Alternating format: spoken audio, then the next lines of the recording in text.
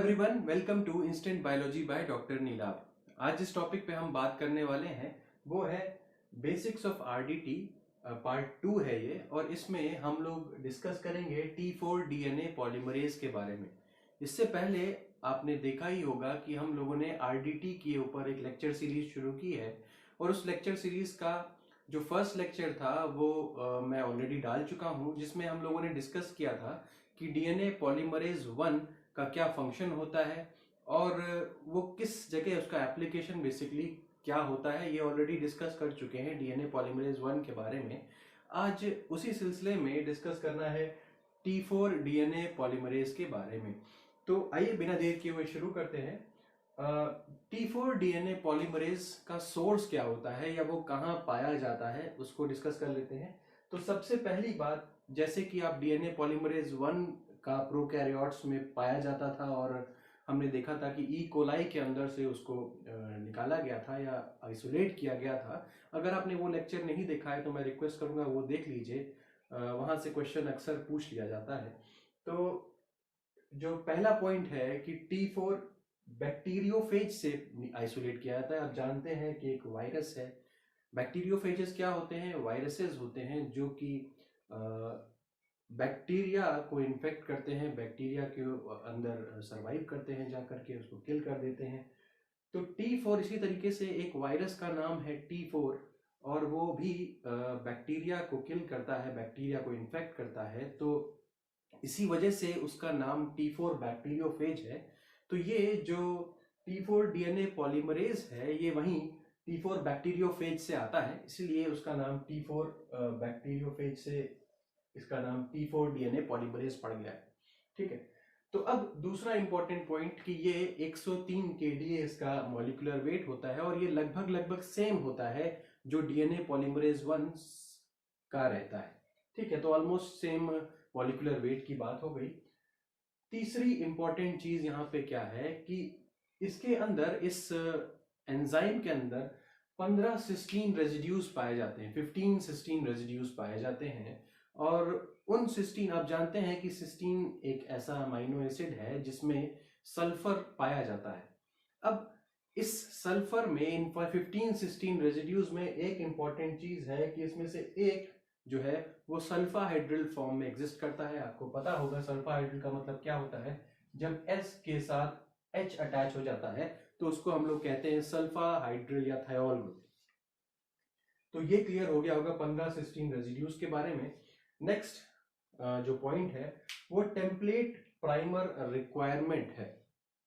ये एंजाइम जो है वो विदाउट टेम्पलेट काम नहीं कर सकता, इसको टेम्पलेट की रिक्वायरमेंट है, और साथ ही साथ प्राइमर की रिक्वायरमेंट है। आपको पता है कि प्राइमर का फंक्शन क्या होगा? प्राइमर का फंक्शन होता है फ्री 3' OH एंड प्रोवाइड करना। अब अगर मैं ये बोल रहा हूं कि ये मान लीजिए एक टेम्पलेट है और ये 3' to 5' एग्जिस्ट कर रही है, और अगर हमारे पास यहाँ पे एक प्राइमर मिल जाता है तो प्राइमर हमें क्या दे देगा? 3' OH एंड दे देगा। और इसी 3' OH एंड को पॉलीमरेजेस क्या करते हैं? एक्सटेंड करते चले जाते हैं, एक्सटेंड करते चले जाते हैं। तो यही कुछ काम आपके T4 डीएनए पॉलीमरेज का भी है। तो आपके दिमाग में एक सवाल आ रहा होगा कि आखिर फिर ये डीएनए पॉलीमरेज 1 से अलग कैसे है? T4 डीएनए पॉलीमरेज में क्या अलग है डीएनए पॉलीमरेज 1 से? इसकी क्या खासियत है? तो एक चीज इंपॉर्टेंट है कि ये डीएनए पॉलीमरेज 1 में, जैसे आपको याद होगा कि एक डबल स्ट्रैंडेड निक, अगर एक double stranded T4 DNA polymerase में हम लोगों ने क्या देखा था? T4 डीएनए पॉलीमरेज में कुछ इस तरीके से देखा था कि अगर सपोज करिए ये 5' to 3' है और यहाँ पे निक पाई जा रही है, तो क्या होता था? डीएनए पॉलीमरेज 1 क्या करता था? इस एंड को यूज करता था और यहाँ पे आगे सिंथेसिस शुरू कर देता था। ये तो ठीक बात है, समझ में आ गई। लेकिन उसके पास 5' to 3' एक्सोन्यूक्लियस एक्टिविटी भी होती थी। इसका क्या मतलब हुआ? ये इस स्ट्रैंड को यहां से तोड़ता हुआ चला जाएगा और इसी पे आगे नया स्ट्रैंड बनाता हुआ चला जाएगा। इसको क्या बोलते थे? निक ट्रांसलेशन बोला करते थे। बट ये कैपेसिटी जो है ये हमारे T4 डीएनए पॉलीमरेज के पास नहीं है। इसके पास सिर्फ और सिर्फ 5' to 3' पॉलीमरेज एक्टिविटी है, और 3 prime to 5 prime exonuclease activity है।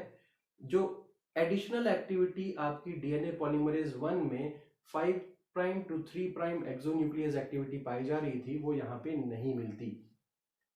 ठीक, दूसरी अब जो मेन चीज है यहाँ पे, ये पॉइंट जो है वो सबसे इंपॉर्टेंट है, cannot use a nicked duplex but requires a single stranded DNA with a primer।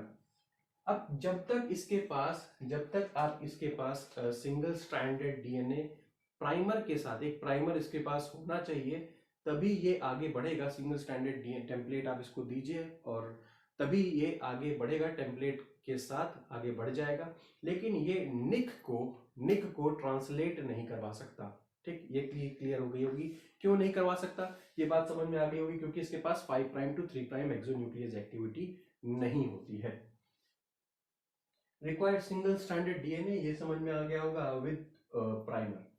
Can function to fill small और लार्ज गैप। अब सपोज यहाँ पे क्या करना है, अगर सपोज करिए अगर ये एक स्ट्रैंड है, मान लीजिए ये सिंगल स्ट्रैंडेड है, और यहाँ पे 3 प्राइम टू 5 प्राइम ये सिंगल स्ट्रैंड था, यहाँ पे एक प्राइमर लगा हुआ है, यहाँ पे बहुत दूर जाकर के दूसरा प्राइमर लगा हुआ है। तो मैं कहना चाहता हूं कि इसके बीच का जो गैप है वो बहुत अधिक है, जो बीच का जो गैप है वो काफी ज्यादा अधिक है। तब पर भी ये जो एंजाइम है T4 डीएनए पॉलीमरेज, इसको कोई दिक्कत नहीं होगी इस गैप को फिल करने में। क्यों ऐसा है और इससे कैसे अंतर है डीएनए पॉलीमरेज 1 और डीएनए पॉलीमरेज 3 से, तो यहाँ पे समझने का प्रयास करेंगे। ये जो लार्ज गैप फिल करने की प्रॉपर्टी है इसके पास, स्पेशलिटी है इसकी, लार्ज गैप फिल कर सकता है। ये जो बाकी आपके चाहे कहें हम डीएनए पॉलीमरेज 1 कह लें या डीएनए पॉलीमरेज 3 कह लें, वो क्या करते हैं, वो शॉर्ट गैप्स को फिल कर सकते हैं। यानी कि अगर इतना यहाँ पे अगला प्राइमर है तो वो इतना गैप फिल कर देगा या इतना गैप फिल कर देगा। अगर डिस्टेंस ज्यादा है, उस गैप को ज्यादा को फिल करना है, तो ये क्या करेगा, ये फिल नहीं कर पाएंगे डीएनए पॉलीमरेज 1 और 3।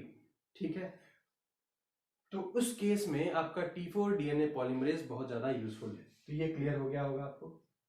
नेक्स्ट पॉइंट क्या है, आपको याद होगा जब हम लोग डीएनए पॉलीमरेज 1 की बात कर रहे थे, तो वहां पे ये भी डिस्कस किया था कि डीएनए पॉलीमरेज 1 को अगर हम लोग सबटिलिजिन एंजाइम से क्लीव कराएंगे तो 2 फ्रैगमेंट में वो बढ़ जाता है, एक लार्जर फ्रैगमेंट और एक स्मॉलर फ्रैगमेंट। तो याद होगा कि लार्जर फ्रैगमेंट के अंदर 2 एक्टिविटीज पाई जाती हैं, जो कि होती है 5 प्राइम टू 3 प्राइम पॉलीमरेज और 3 प्राइम टू 5 प्राइम एक्सोन्यूक्लियस। जबकि स्मॉलर फ्रैगमेंट के अंदर 5 प्राइम टू 3 प्राइम एक्सोन्यूक्लियस की एक्टिविटी चली जाती है। अब ये जो लार्जर फ्रैगमेंट जो बचा हुआ है, उसी को हम लोग क्लेनाउ फ्रैगमेंट बोलते हैं। तो अब अगर आप ध्यान दें तो ये भी T4 डीएनए पॉलीमरेज भी कुछ क्लेनाउ फ्रैगमेंट की तरीके से ही तो काम कर रहा है। क्यों? क्योंकि यहां पर भी तो क्लेनाउ फ्रैगमेंट की तरीके से ही 5 prime to 3 prime polymerase activity है और 3 prime to 5 prime exonuclease activity, यही तो देख रहे हैं, यही एक्टिविटी तो हमें दिख रही है। तो इसीलिए हमने यहाँ पे लिख भी रखा है कि सिमिलर टू द क्लेनाउ फ्रैगमेंट। ये बिल्कुल सेम, ऑलमोस्ट सेम तरीके से काम करता है जैसे क्लेनाउ फ्रैगमेंट की तरीके से। टर्नओवर नंबर जो है वो 400 न्यूक्लियोटाइड पर सेकेंड का है। टर्नओवर नंबर मतलब क्या हुआ, कितने न्यूक्लियोटाइड्स को ये ऐड करता चला जाएगा 1 सेकेंड में, तो ये टर्नओवर नंबर हो गया। Exhibits high Fidelity. फिडेलिटी को आप एक तरीके से ये समझिए कि इसके पास 3 प्राइम टू 5 प्राइम जो एक्सोन्यूक्लियस एक्टिविटी होती है, जिसको हम लोग इस तरीके से भी समझते हैं कि वो जो गलत न्यूक्लियोटाइड अगर ऐड हो गया है तो उसको रिमूव करने के लिए, या प्रूफ रीडिंग एक्टिविटी जिसको हम समझते हैं, तो ये 3 prime to 5 prime exonuclease activity जो इसके पास है, इसको प्रूफ रीडिंग एक्टिविटी भी बोल रहे हैं, वो काफी अच्छी होती है, काफी स्ट्रॉन्ग प्रूफ रीडिंग एक्टिविटी होती है। इसीलिए कहा जा रहा है कि ये एक्यूरेसी इसके अंदर ज्यादा है, फिडेलिटी ज्यादा है। तो क्या होता है कि अगर जल्दी कोई न्यूक्लियोटाइड गलत ऐड भी हो जाता है तो उसको वापस जाकर के ये ठीक कर लेता है। तो इसीलिए बोला जा रहा है कि फिडेलिटी इसकी ज्यादा है, एग्जिबिट्स हाई फिडेलिटी। और ये हाई फिडेलिटी क्यों हो रही है, क्योंकि 3 prime to 5 prime exonuclease activity जो एग्जिबिट होती है वो स्ट्रॉन्ग होती है, ज्यादा अच्छी होती है। चलिए, लास्ट पॉइंट जो यहाँ पे लिखा हुआ है वो क्या है, प्रोसेसिविटी वेरीज विद टेम्पलेट। अब इसकी प्रोसेसिविटी मतलब कितने न्यूक्लियोटाइड्स, कितनी तेजी से ये न्यूक्लियोटाइड्स ऐड कर पा रहा है, ये तो जो अगर 400 न्यूक्लियोटाइड्स पर सेकंड का जो मैंने बताया है, ये तो ऑप्टिमम कंडीशंस के ऊपर बताया हुआ है। तो ऑप्टिमम कंडीशंस में ये है, अगर आप नेचुरल आपका चेन है, नेचुरल स्ट्रैंड है, डीएनए स्ट्रैंड है, तो उसको प्रोसेस करने में इसको ज्यादा ये बेहतर परफॉर्म करेगा। और अगर होमोपॉलीमर है, जैसे कि A T T T T T इस तरीके से अगर लगातार बढ़ता चला जा रहा है, तो उसमें क्या होता है कि इसकी परफॉर्मेंस जो होती है वो कम हो जाती है, लो परफॉर्मेंस शो करने लगता है। तो प्रोसेसिविटी टेम्पलेट के हिसाब से इसकी वेरी करेगी। तो ये मैंने एक एग्जाम्पल लिया है कि किस तरीके से T4 डीएनए पॉलीमरेज एक्टिविटी अपनी शो कर सकता है। जैसे कि मैंने बताया कि T4 डीएनए पॉलीमरेज के पास 3 prime to 5 prime exonuclease activity भी होगी। तो जरा देखिए, ये 5 प्राइम टू 3 प्राइम स्ट्रैंड है, 3 प्राइम टू 5 प्राइम स्ट्रैंड है। अब अगर T4 डीएनए पॉलीमरेज हमने यहाँ यूज किया और ये विदाउट डीएनटीपी, अभी डीएनटीपी हमने दिए नहीं है, तो ये क्या कर देगा साहब, ये 3 प्राइम एंड से च्यू करना शुरू कर देगा। क्यों? क्योंकि इसके पास पॉलीमरेज एक्टिविटी तो होती ही है, साथ में 3 prime to 5 prime exonuclease activity भी है। पॉलीमरेज का काम तो तब करेगा ना जब आप उसको डीएनटीपी देंगे। जब हमने डीएनटीपी नहीं दिया तो ये एक्सोन्यूक्लियस का काम करने लगेगा और इस स्ट्रैंड को इधर से, इस स्ट्रैंड को इधर से काट देगा। तो ये देखिए, ये वाला स्ट्रैंड इधर से छोटा हो गया, ये वाला स्ट्रैंड इधर से छोटा हो गया। ठीक, समझ में आ गया होगा। अब देखिए ये क्या हो गया, यहाँ ये स्ट्रैंड 3 प्राइम एंड इसका भी है फ्री, इसका भी 3 प्राइम एंड फ्री है, और इसके पास एक टेम्पलेट भी ऊपर दिख रहा है, यहाँ पर भी टेम्पलेट ऊपर, यहाँ पर भी टेम्पलेट है और यहाँ पर भी टेम्पलेट है। अब आपने अगर मान लीजिए रेडियो लेबल्ड डीएनटीपीज दे दिए, या सपोज करिए आपने एक कोई भी रेडियो लेबल्ड डीएनटीपी दे दिया, सपोज करिए डीएटीपी 32 फॉस्फेट आपने लेबल कर दिया, तो क्या होगा नेक्स्ट स्टेप में, जैसे आप रेडियो लेबल्ड डीएनटीपी देंगे तो ये जो T4 डीएनए पॉलीमरेज है, ये अपना काम जो ये करता है, यानी कि पॉलीमरेज एक्टिविटी शो करने लगेगा। कैसे शो करने लगेगा जी? 3 प्राइम जो एंड है, जो फ्री 3 प्राइम OH है, उसके ऊपर नए डीएनटीपीज इस डायरेक्शन में ऐड करेगा और इधर 3 प्राइम से नए डीएनटीपीज इस डायरेक्शन में ऐड करेगा। तो देखिए ये क्या हो गया, नए डीएनटीपीज जो रेडियो लेबल डीएनटीपीज हैं वो यहाँ पे ऐड हो गए। तो बेसिकली ये एक प्रोसेस था एंड लेबलिंग, या एक प्रोसेस था कि हम किस तरीके से अपना स्ट्रैंड को लेबल कर सकते हैं। इसके बारे में अभी आगे डिस्कस होगा, जब हम लोग एंड लेबलिंग वगैरह पढ़ेंगे, अल्कलाइन फॉस्फेटेज वगैरह के बारे में पढ़ेंगे, तब इसको डिस्कस करेंगे डिटेल में। बट बस मैं ये डायग्राम इसलिए लिया कि आपको क्लियरली समझा सकूं कि T4 डीएनए पॉलीमरेज की दोनों एक्टिविटी किस तरीके से काम कर सकती है, 5 प्राइम टू 3 प्राइम पॉलीमरेज और 3 प्राइम टू 5 प्राइम एक्सोन्यूक्लियस। तो उम्मीद करता हूं कि ये पूरा जो लेक्चर था T4 डीएनए पॉलीमरेज के बारे में वो आपको समझ में आ गया होगा। अगर आपको पसंद आया हो तो प्लीज़ इसे लाइक करिए, मेरे चैनल को सब्सक्राइब करिए। हमारे साथ टेलीग्राम पे भी अब आप जुड़ सकते हैं, और उस पर हर संडेज को अलग अलग एग्जाम्स होते हैं, और उस पर आप जुड़ने के बाद आपको अधिक जानकारी उससे मिल सकती है। अगर आप क्लासेस करना चाहते हैं ऑनलाइन गेट और नेट के लिए, तो उसके लिए भी आप टेलीग्राम पे लॉगिन करके हमसे डिस्कस कर सकते हैं उन चीज़ों को। Thank you so much, have a great day.